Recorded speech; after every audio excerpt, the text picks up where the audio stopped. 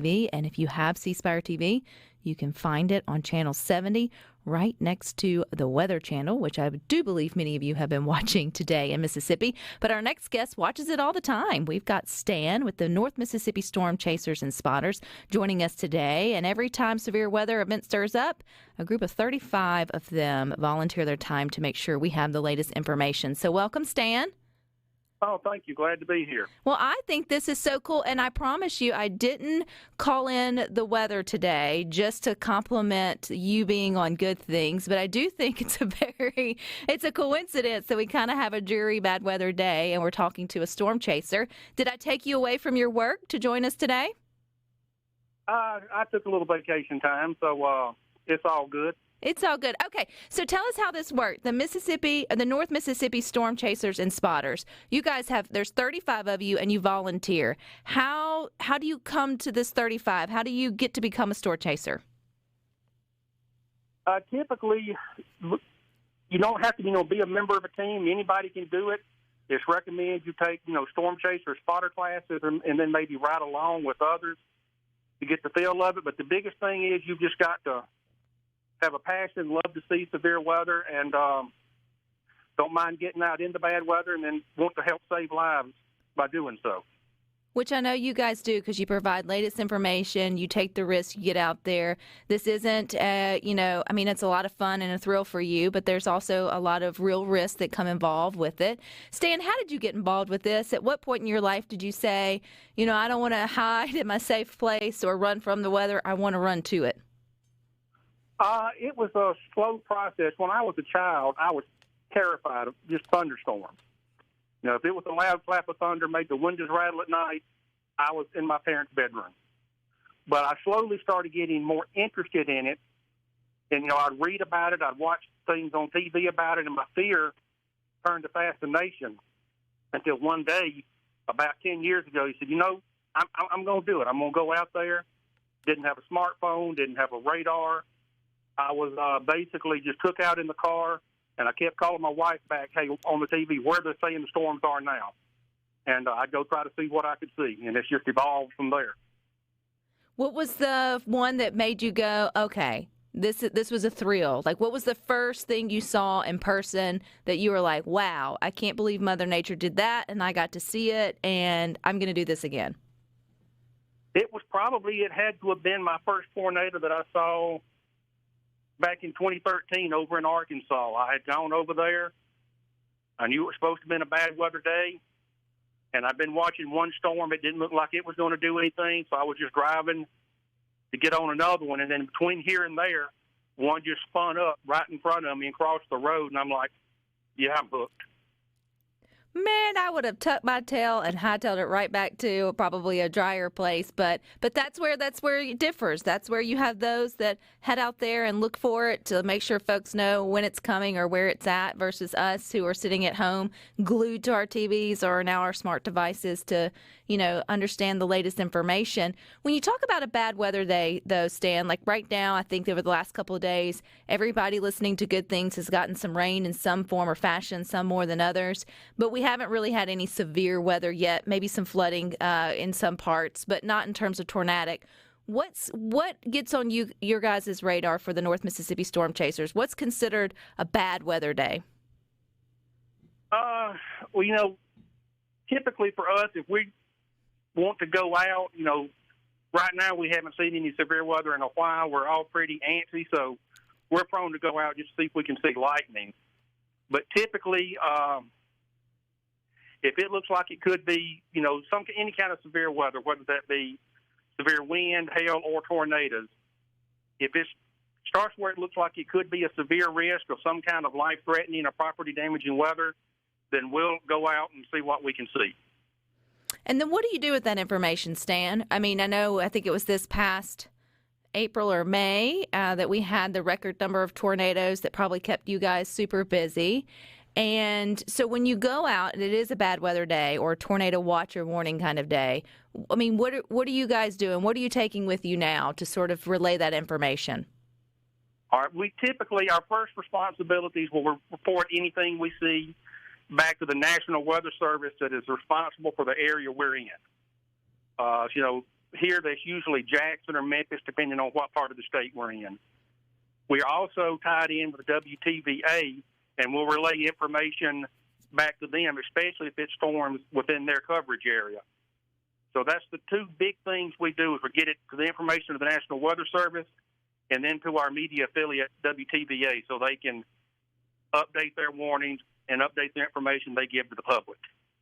So what are you looking for? Because I know we hear the tornado warnings and watches. We've learned the difference between you've got the ingredients to bake the cake versus the cake is baking. That's going to be the tornado warning. I think we all, at least over the years, have sort of figured that part out. But as you out there driving, Stan, and you're trying to follow radar or figure out where it's at and you're looking at the sky, are you looking for something specific or a calm in the air? You know, I'm thinking back to, my great information from the movie Twister, where he felt like he just knew everything in the atmosphere and could predict the weather. I mean, is there tricks to that? Do you guys kind of foresee where the tornado's coming?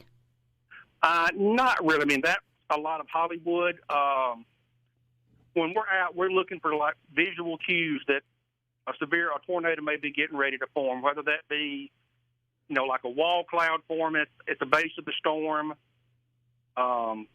Do we see any rotation within? We can see the rotation on the radar, but that doesn't always translate to the ground because due to the radar distance and elevation, it can be looking, depending on where you are, 8,000 feet above the ground, so it can't see what's at ground level. So that's one of the reasons we're out there. If we can see, indications that a storm is getting ready to produce a tornado or is producing a tornado, if we can see, debris falling in our area it's hard to get a good line of sight here in Mississippi due to all the trees.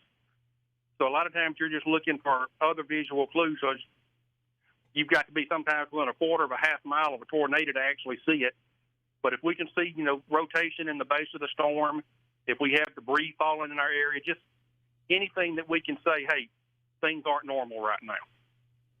Have you ever been in a situation, Stan, where you said, nope, not for me, I'm going to keep myself safe and turn around and, lose this one?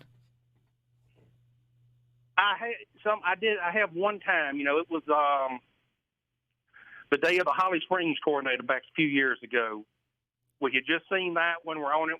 My chase partner and I were trying to get on another storm, but then they were just lined up to where to get out of the path of one storm, you're in the path of another. And we finally said, all right, we just need to kind of break this off and get clear of all of them and then just come back up and see if we can see damage. Well, you got to keep yourself safe so you can keep other people safe as well, for sure.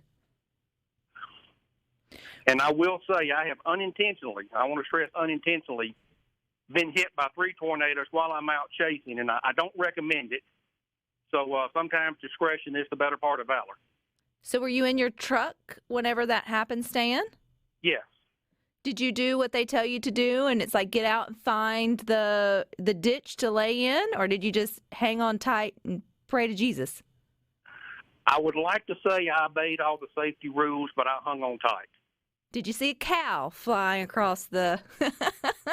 No cows. I'm still waiting for that one. Still waiting for that word to be able to drive through the barn that's, rolling across. Again, I go back to the only education I have, which is in the movie Twister. But I think that a lot of folks are fascinated by what you do or what storm chasers do, simply because it is like there's a switch flipped in your brain that tells you to go to the storm where everybody else thinks they should shelter from the storm. Does your wife think you're crazy? Oh, most of my family thinks I'm crazy. But like I've told them, I feel safer. This is just me. I feel safer out there in my truck where I can see what's going on than I do hiding in my closet or the bathroom because, we've usually got 2 or 3 radars going with our GPS location pinged to the radar screen. I can see what's going on. So, like I said, just for me personally, I'm calmer out there trying to find the storm than I am hiding from it. I can understand that. I think there's a lot of folks that feel like being more informed or being, out there facing it can also bring a sense of calm and relief as well. I know your motto is, we are your calm during the storm. I want to find out more about the 35 volunteers and maybe some of the things you do to prepare. Can you stick with us, Stan, or do you need to get back to work? Oh, no, I'm good for the rest of the day. All right, well, we got more with North Mississippi Storm Chaser Stan coming up next. TV.com. We're continuing our conversation with Storm Chaser Stan. He's with the North Mississippi Storm Chasers and Spotters.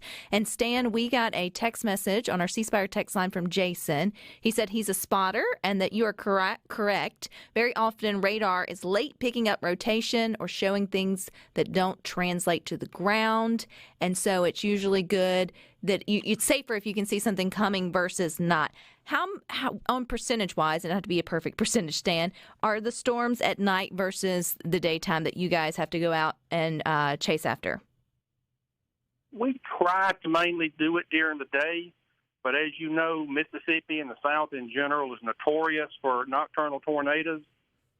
So I would say if, people want to, the chasers want to go out, 50 to 60% of the time, if not more, there's certainly severe weather that you can chase into the nighttime hours. How far is your reach? I mean, I know you're in North Mississippi. Are all 35 volunteer chasers in that area, or do they span across a significant portion of the state? We're primarily North Mississippi. I know a lot of them are up in the northeast part of the state around Tupelo. I live in Starkville. We've got some in Ackerman. And then I know we go over to the Water Valley and Oxford area. So we're pretty distributed across the north part of the state. When it comes to tornadoes, Stan, in Mississippi, is that part of the state, the northern part, more active in tornadoes than the rest? Or is it just kind of depends on the weather system or other sort of variables? Each storm system is going to be unique. But the last numbers I heard, I don't know that this is still accurate, but I feel pretty confident it is. But actually, Smith County, Mississippi, leads the nation, in number of tornadoes on a ratio-wise.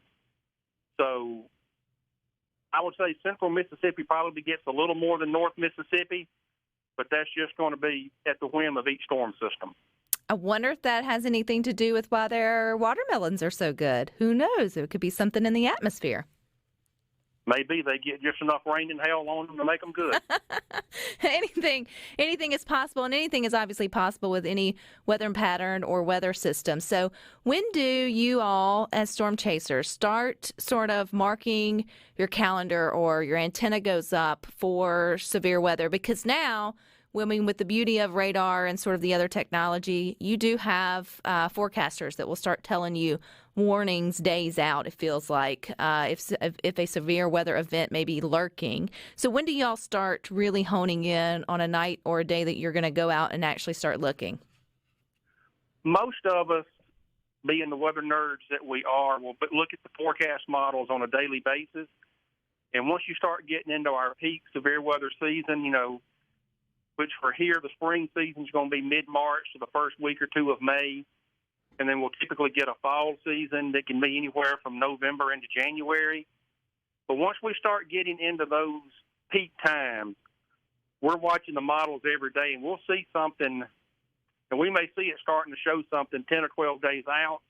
We won't say anything that far out because models are highly subjective. They'll have a major outbreak in one day and take it out the next run. But once we start getting with it within 10 days and start seeing consistent pattern, that's when our radar really starts to go up that we may have something on the horizon.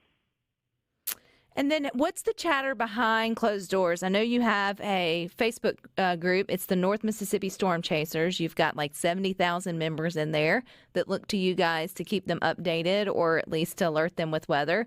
Behind the scenes, though, do y'all decide who goes where, or do you kind of keep tally on each other? Is it like a brotherly kind of system? Do you take someone with you, or a buddy system, should I say? What happens when you all deploy? When we deploy, we're basically free to go wherever we want to, or not.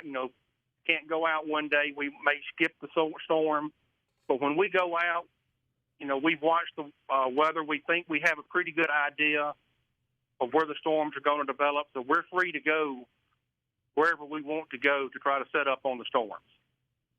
And sometimes, we will chase solo, or we will chase and, somebody with us. I'll have a chase partner on the team that goes with me a lot, and we'll just split the duties on what we do while we're out, so we're not one person's not overloaded trying to do everything. So what are you doing? What are the duties that gets you delegated to the different chase if you have a chase partner?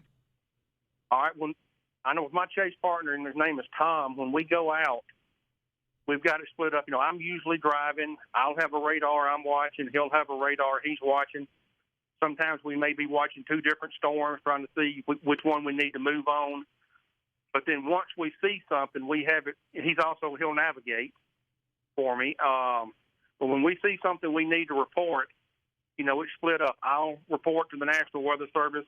He'll report back to our chase team on our private page, and he'll report to WTVA. So we just have the duty split up. So like I said, I'm not trying to drive, navigate, watch the storms, and send reports in all at the same time. Teamwork makes the dream work. It feels like it's probably organized chaos. Is that fair, Stan? That would be a very accurate description.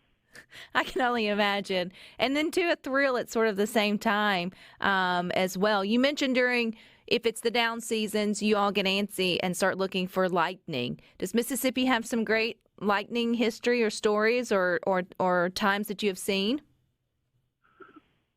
I don't know if you know us any more than any other state, but we can get some, especially in the summer, some pretty good pop-up storms that'll have a lot of electrical charge, and they can usually put on a pretty good light display for us. I know one of your videos kind of went viral when it came to Union County and a lightning storm. What night was that? Oh, I'm trying to think which video that was. I think that was somebody else on the team, so I hate to embarrass myself, but I'm really not sure. Oh, well, that's fine. That's a good way of saying that if you want to check out some of the videos, they can be a part of your Facebook group, which is North Mississippi Storm Chasers. How did that Facebook group come about? It was founded by the founder of the team, Brett, back when he founded it back in 2003, and it just grew. He was posting storm footage, videos or pictures, and then it just grew from there to what it is today. And now we've also got a YouTube page, Twitter, our own website. So we're trying to expand our footprint as much as we can. You mentioned if you wanted to be a storm chaser or volunteer with your group or maybe others, that there was a certification or maybe some training you could go through. If somebody's interested in maybe learning more or being a little more official with their thrill-seeking of a storm, what would you recommend? The first thing I would recommend is the National Weather Service and all the offices offer spotter training classes. They have a basic and then an advanced class that's available. And it'll teach you, hey, here's what you look for. Here's the ways to help keep yourself safe. And I would recommend taking those. Gosh, I said, I've been chasing for 10 years, and I've probably been through that basic class 6 or 7 times. I've been through an advanced class 2 or 3 times. Just learning as much as you can before you go out there, because, like we've hinted at before, once you go out there, if you make a mistake, it could be your first and only time storm chasing. So we advise, if you want to go out and do it, please try to learn as much as you can to be as safe as possible. And two, though, you get the reward of getting those messages of asking, is it safe to go to sleep? And I love that, Stan, because if my husband is working a different shift than the storm and it happens to be night, I'll send the same message of like, tell me I can go to bed, because he's my storm watcher, because I don't know how to watch the weather. And so just getting that, feeling of like, you're good, we're out here, we're watching, go on to bed. I know that means everything, and that's why you guys do it. So where can we find you? You mentioned all the different ways, Stan. I know the Facebook group. Is it North Mississippi Storm Chasers also on Twitter or your website? Yes. I said our website is www.nmscas.org. Our Twitter is just @nmscas, and same for YouTube. Well, I know y'all are itching to get out there and chase something, but I'm okay if you're sitting at home bored. So, because that means there's not as bad weather, Stan. But I appreciate your time here on Good Things. Y'all stay safe, okay? I appreciate it. Thank you. Somebody's got to do it, but it ain't going to be me. But I appreciate those that want to go into the storm and look. But at the same time, when you do see those videos that pop up of those wonderful events in Mother Nature that they were safely able to either video or capture via photo, you have to think that being there and seeing it with your own two eyes was, you just couldn't put words into probably what that is like. Ron, have you ever actually seen a tornado, like, with your own eyes? Yes. I don't think I ever have. I think I may have seen maybe like a funnel cloud or this, but I am the duck and run in my safe space. If I see one, it's on accident. Sheer accident. Have you ever seen a tornado? A tornado? Let us know. We got more good things.